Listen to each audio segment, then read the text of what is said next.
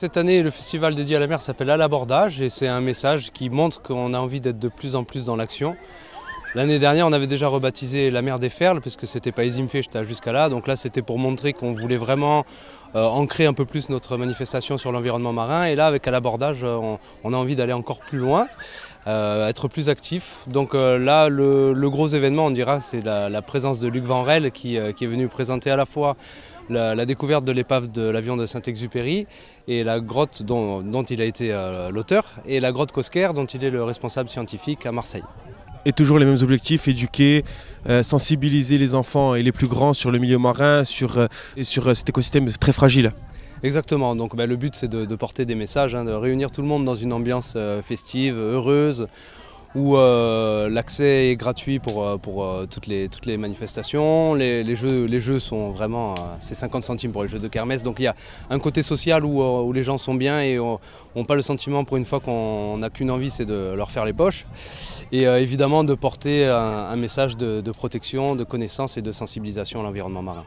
On a une grotte qui est sublime sur le plan minéral déjà, même s'il n'y avait pas l'art préhistorique, elle vaudrait vraiment l'effort d'aller la visiter.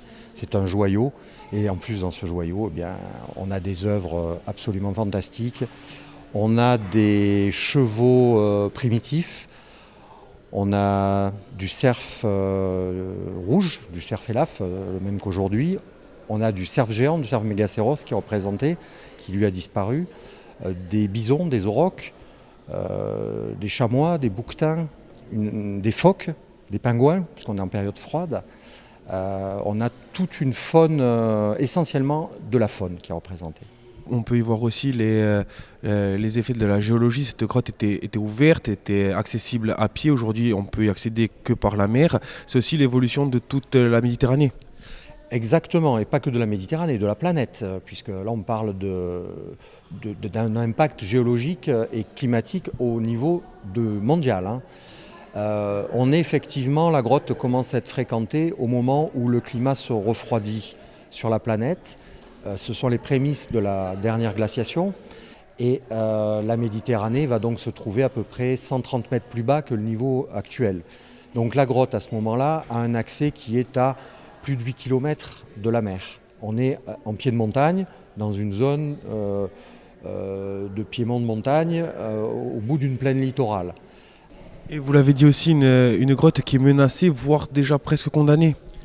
La grotte est malheureusement menacée, quasiment condamnée par la remontée du niveau de la mer à cause du réchauffement actuel. Les dégâts que crée la mer dans la grotte sont de plus en plus visibles et malheureusement de plus en plus rapides et vont de plus en plus haut sur les œuvres, sur les panneaux. On voit ce qui est en train de se passer depuis fin 2011, les effets sont vraiment très visibles du réchauffement.